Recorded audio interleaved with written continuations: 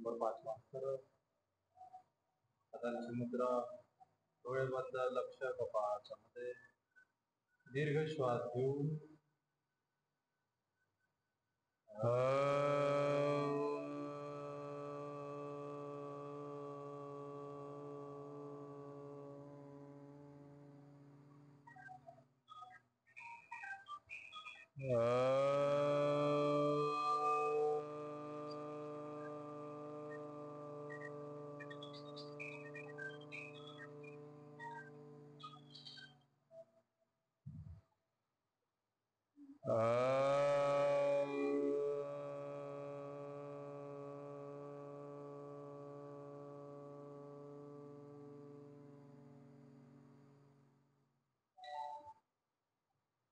ओम कृष्णाय वासुदेवाय हरये परमात्मने प्रणतः क्लेशनाशाय गोविंदाय नमो नमः।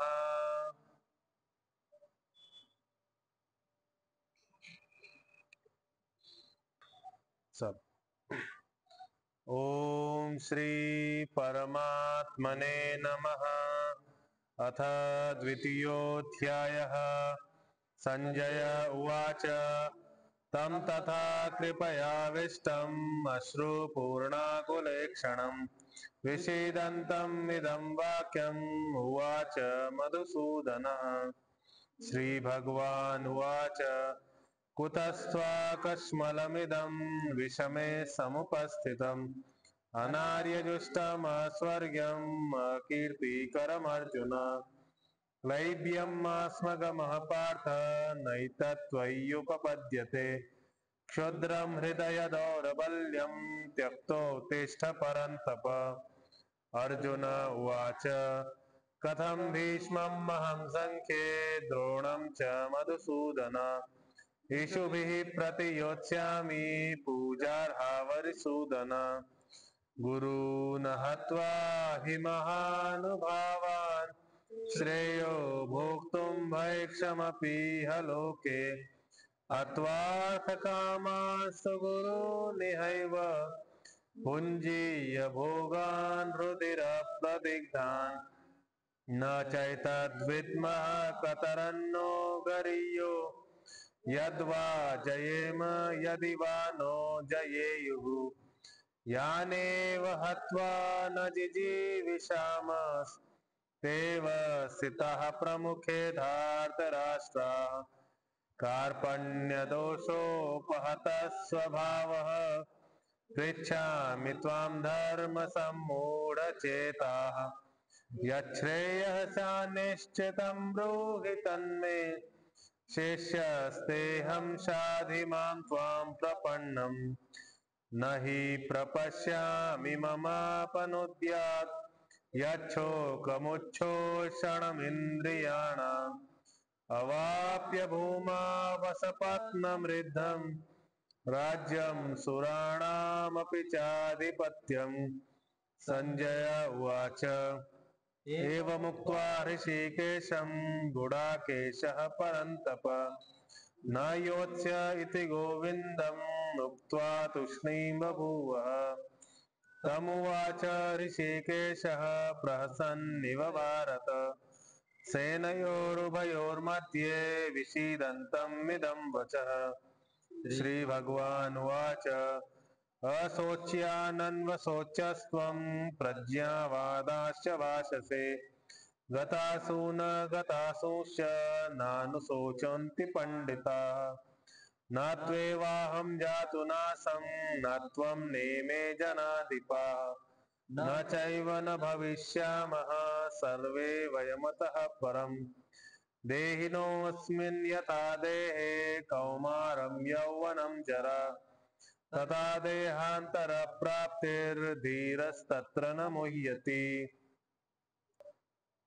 मात्रा स्पर्शास्तु कौन्तेय शीतोष्ण सुखदुःखदाः आगमापायिनो नित्यान् तान् तितिक्षस्व भारत। आता मात्रा स्पर्शाः दोन शब्द आहेत, मात्रा आणि स्पर्श।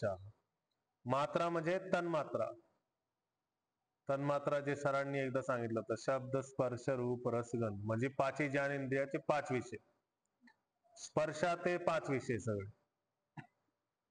मात्रा स्पर्श हा शब्द होता, विसर्गला स झाला, तू त पुढं असताना, तर मात्रा स्पर्शास्तु कौंतेय संबोधन आहे. कुंती पुत्र अर्जुन संबोधन आहे.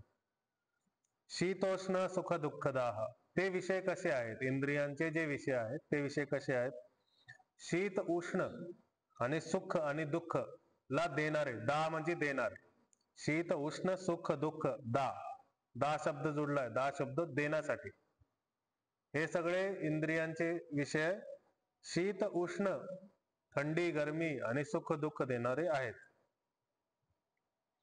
किंवा हे अनुभव करतात असं समजू शकता. आगमा अपायिनो, म्हणजे हे शीतोष्ण आणि सुख दुःख हे कधी येते कधी जाते, ठीक आहे, आणि ते अनित्य आहेत. आगम म्हणजे येणं, अपायी म्हणजे जाणं, आगम अपायिनो, आगमा पायिनो संधी झाली, आगम मच अ आणि अपायिनोच अ, अ मिळून आ झाला, आगमा पायिनो, पायिनह नह शब्द होता, विसर्ग होता, विसर्गला ओकार झाला अ पुढं असताना, आणि अ चा अवग्रह चिन्ह मध्ये गायब झाला, ठीक. तर अनित्याहा, अनित्याहा विसर्गला इथं स झाला, त पुढं असताना, तांस, तांचा त पुढं असताना विसर्गला स झाला. तांस तितिक्षस्व, इथं पण तान शब्द होता, तान म्हणजे ते इंद्रियांचे विषय, ते सगळे इंद्रियांचे विषय काय आहेत, अनित्य आहेत.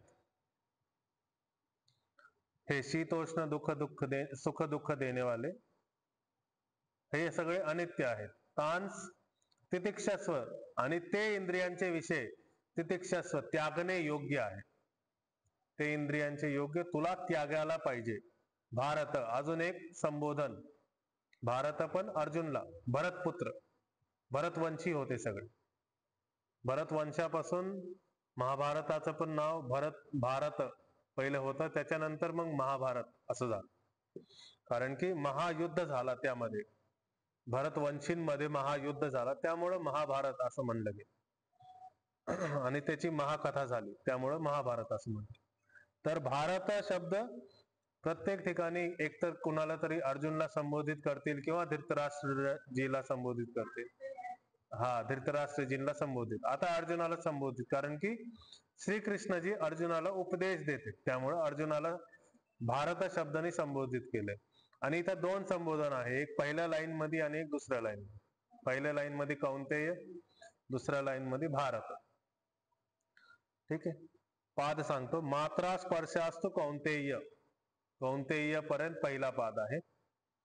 शीतोष्ण सुख दुःखदाह, शीत आणि उष्ण, शीत तकारचा अ आणि उष्णचा उ, अ उ मिळून ओकार झाला, ठीक. शीतोष्ण सुख दुःखदाह. आगमा पायिनो नित्यास, अ आपण लपून टाकलाय, नित्य अनित्याचा अ आपण खाऊन टाकला, आगमा पायिनो नित्यास इथपर्यंत तिसरा पाद.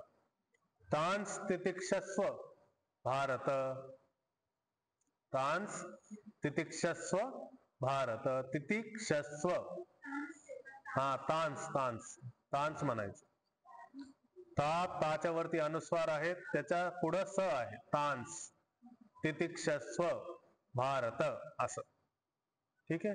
घेऊयात उच्चारण आता. मात्रा स्पर्शास्तु कौंतेय, मात्रा स्पर्शास्तु कौंतेय, शीतोष्ण सुख दुःखदाः, शीतोष्ण सुख दुःखदाः. आगमापायिनो नित्यास्, आगमापायिनो नित्यास्. तांस्तितिक्षस्व भारत, तांस्तितिक्षस्व भारत. सगळे सोबत. मात्रा स्पर्शास्तु कौंतेय, शीतोष्ण सुख दुःखदाः. आगमापायिनो नित्यास्, तांस्तितिक्षस्व भारत. मात्रा स्पर्शास्तु कौंतेय, शीतोष्ण सुख दुःखदाः. आगमापायिनो नित्यास्, तांस्तितिक्षस्व भारत.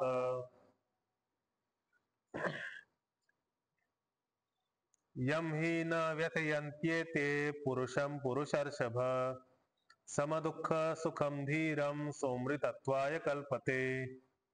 ठीक आहे. यम म्हणजे जो धीर पुरुष. इथं यम जोडलाय, हा सर्वनाम आहे. धीर आणि पुरुषासाठी जोडलाय. यम धीरम पुरुषम. ठीक. तर जो धीर पुरुष, असं. ही म्हणजे कधी कधी निश्चित अर्थला देतो. जो धीर पुरुष निश्चित प्रकारे न व्यथयंती, न व्यथयंती. आता ह्याचा अर्थ नंतर लागणार आहे, हे पूर्ण लाईन झाल्यानंतर लागणार आहे. तर न व्यथयंती, नाही व्यथित करत, म्हणजे विचलित नाही करत.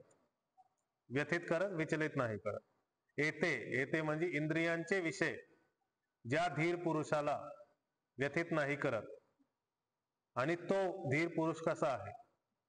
इथं पुरुषम पुरुषर्षभ, पुरुष ऋषभ, पुरुष आणि ऋषभ इथं संधी झाली. पुरुषर्षभ दोन शकार आहे, पुरुषचा शकार आणि ऋषभचा शकार. तर ऋषभ होता, तर री वरती चढलाय, श च्या वरती आलाय. तर पुरुषर शभ, पुरुषर शभ असं संधी झाली याच्यामध्ये. ठीक. पुरुषर्षभ असं म्हणायचं. पुरुष आणि ऋषभ हा अर्जुनाला संबोधित केलंय. पुरुष श्रेष्ठ, ऋषभ म्हणजे श्रेष्ठ, पुरुषांमध्ये श्रेष्ठ पुरुष असं सामान्य मधून वेगळा केला अर्जुनाला. समदुःख सुखम, धीर पुरुष कसा आहे? ज्याचे दुःख आणि सुख सम आहेत, सम अवस्थामध्ये तो राहतो, असा धीर पुरुष आहे. सो अमृतत्वाय कल्पते. तो धीर पुरुष काय करतो? अमृतत्वाय कल्पते, अमृतत्वाची इच्छा प्राप्त करतोय, अमृतत्व घेण्याची कल्पना करतोय असं. म्हणजे जर त्याला इंद्रियांच्या विषयांनी व्यथित नाही केलं, विचलित नाही केलं, तर ते सुख दुःख मध्ये सम राहतो. कितीही सुख आले, कितीही दुःख आले, तरी सम अवस्थामध्ये राहतो, स्वतःला बॅलन्स करून चालतो. आणि तो मग अमृतत्व प्राप्त करण्यासाठी योग्य बनतो. कल्पते म्हणजे योग्य बनतो असं.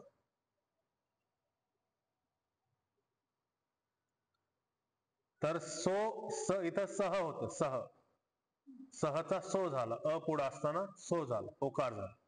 आणि पहिल्यासारखं आपलं. आता हे समजलं असेल तुम्हाला, एस येतोय म्हणजे अ, हा, आणि पुढं आहे म्हणजे विसर्गला ओ आलाय असं समजून घ्यायचं. आता भरपूर समजलं असं.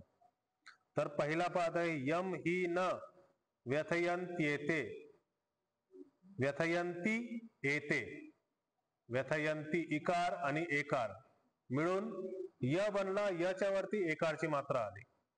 इकार आणि एकार मिळून य बनला, यच्या वरती एकारची मात्रा. व्यथयन्त्येते, व्यथयन्त्येते. ठीक. पुरुषम पुरुषर्षभ दुसरा पाद, व्यथयन्त्येते पर्यंत पहिला पाद, पुरुषम पुरुषर्षभ दुसरा पाद. समदुःख सुखम धीरम, समदुःख विसर्ग आहे दुःखच्या मध्ये, समदुःख असं म्हणायचं, दुःख. सुखम धीरम तिसरा पाद. सो मृतत्वाय कल्पते, अ खाऊन टाकायचं, अ गायब करायचा, सो मृतत्वाय कल्पते. ठीक. चल. यम ही न व्यथयन्त्येते, यम ही न व्यथयन्त्येते पुरुषम पुरुषर्षभ, पुरुषं पुरुषर्षभ. समदुःख सुखम धीरम, समदुःख सुखं धीरं सोमृतत्वाय कल्पते. सोमृतत्वाय कल्पते. सगळे सोबत. यम ही न व्यथयन्त्येते पुरुषं पुरुषर्षभ, समदुःख सुखम धीरं सोमृतत्वाय कल्पते. यम ही न व्यथयन्त्येते पुरुषं पुरुषर्षभ, समदुःख सुखम धीरं सोमृतत्वाय कल्पते. ठीक. नासतो विद्यते भावो, ना भावो विद्यते सतः, उभयोरपि दृष्टोन्तस् त्वनयोस्तत्वदर्शिभिः. तर न असतो, न असतो, न आणि असतो मिळून नासतो असं म्हणलं. नासतो विद्यते भावो, म्हणजे असत वस्तूमध्ये भाव होत नाही. असत वस्तूमध्ये कधी नित्यता भेटत नाही. आणि न अभावो, न परत अभाव शब्द आहे. न अभावो ना भावो, ना भावो विद्यते सतः, आणि अभाव मध्ये सत नाहीये कधी पण. सत म्हणजे नित्य, अभाव मध्ये कधी पण नित्यता नाहीये. तर अभाव, असत आणि भाव आणि सत हे चारही शब्द विशाल सर एकदम चांगल्या प्रकारे एक्सप्लेन करते. मी फक्त वरून वरून सांगतोय. ठीक. तर शब्द कुठं कुठं तुटतेत ते फक्त सांगतोय. उभयोरपि, उभयोहो शब्द होता, उभयोहो विसर्ग होता, विसर्गला र झाला, अ पुढं असताना विसर्गला र झाला. ठीक आहे. आणि उभयोरपि, उभयोरपि असा शब्द आला. दोन्ही, हे जे दोन्ही सेंटेन्स आहे, दोन वेगळे वेगळे सेंटेन्स आहे, हे जे दोन्ही सेंटेन्स आहेत त्यांना दृष्टः बघतात. कोण बघतात? त्यांचा अंत बघतात, म्हणजे त्यांचा निष्कर्ष, त्यांना समजून बुजून निष्कर्ष काढतात. काय काढतात? अंत. अंत म्हणजे निष्कर्ष. अंतः शब्द आहे, दृष्टो अंतः, तशी संधी झाली. दृष्टः शब्द होता, दृष्टःला विसर्गला ओकार झाला अ पुढं असताना, आणि अ लपून गेला, एस प्रकारचं चिन्ह आलं, अवग्रह चिन्ह. अंतः, इथं परत अंतः मध्ये विसर्ग होता, त्याला स झाला त पुढं असताना. तर अंतस त्वनयो, तू अनयो. ठीक आहे. अनयो म्हणजे दोन्ही, ते दोन्ही, ते दोन्ही वाक्य. उभयो ते दोन्ही वाक्य, आणि अनयो मध्ये पण ते दोन्ही वाक्य. या दोघांचा अर्थ सेमच आहे. ह्या दोघांचा निचोड तत्वदर्शी काढतात, त्यांना समजतात. ते काय समजतात ते पुढं दाखवणार आहे. ठीक आहे. यांचा निचोड काढतात, काय समजतात ते पुढे दाखवणार, आणि विशाल सर अजून चांगलं एक्सप्लेन करतात. ठीक आहे. तर अनयो, त्वनयो है तू आणि अनयो, तू आणि अ मध्ये व बनला, मग त्वनयो शब्द झाला. त्वनयो हो, विसर्ग होता इथं स झाला परत, तत्वदर्शी भी, तत्वदर्शी भी. तर उच्चारण करताना उभयोरपि दृष्टोंतस, दृष्टो अंतस, अंतस पर्यंत तिसरा पाद येईल. पहिला पाद सोपा आहे, नासतो विद्यते भावो, ना भावो विद्यते सत, पहिले दोन पाद. उभयोर अपि दृष्टोंतस, तस पर्यंत तिसरा पाद. त्वनयोस, त्वनयोस तत्वदर्शी भी, चौथा पाद. तत्वदर्शींद्वारे, म्हणजे जे खूप चांगले, ज्यांनी उपनिषद पाठ केलेत, ज्यांना त्याच्यातलं तत्व माहिती आहे, ज्यांना आत्मतत्व माहिती आहे, ज्यांनी खूप परीक्षण केले स्वतःबद्दल पण दुसऱ्यांच्या जीवनाबद्दल पण, ते हे सगळं सांगतील की ह्या दोन्हींमध्ये काय फरक आहे, किंवा हे दोन्ही गोष्टी कसे आहेत. असं हे दोन्ही सेंटेन्स जे वरती लिहिलेले ते कसे आहेत. ठीक. चला, उच्चारण कसा? दृष्टोंतस असं उच्चारण करायचं. दृष्ट, दृष्ट मध्ये ओकार आहे, दृष्टो अंतस, तर अ गायब करायचं. दृष्टोंतस, तत्त्वनयोस, दृष्टोंतस, चौथा पाद त्वनयोस, तत्वदर्शी भी, त्वनयो, त्वनयो, त्यामध्ये स आलाय, त्वनयोस तत्वदर्शी भी असं. ठीक आहे. करायचं उच्चारण आता. नासतो विद्यते भावो, नासतो विद्यते भावो, नाभावो विद्यते सतः, नाभावो विद्यते सतः. उभयोरपि दृष्टोंतस, उभयोरपि दृष्टोऽन्तः, त्वनयोस्तत्त्वदर्शिभिः, त्वनयो तत्त्वदर्शिभिः. नासतो विद्यते भावो, नासतो विद्यते भावो, नाभावो विद्यते सतः, नाभावो विद्यते ततः. उभयोरपि दृष्टोऽन्तस् उभयोरपि दृष्टोऽन्तस् त्वनयोस्तत्त्वदर्शिभिः वनयोस्तत्त्वदर्शिभिः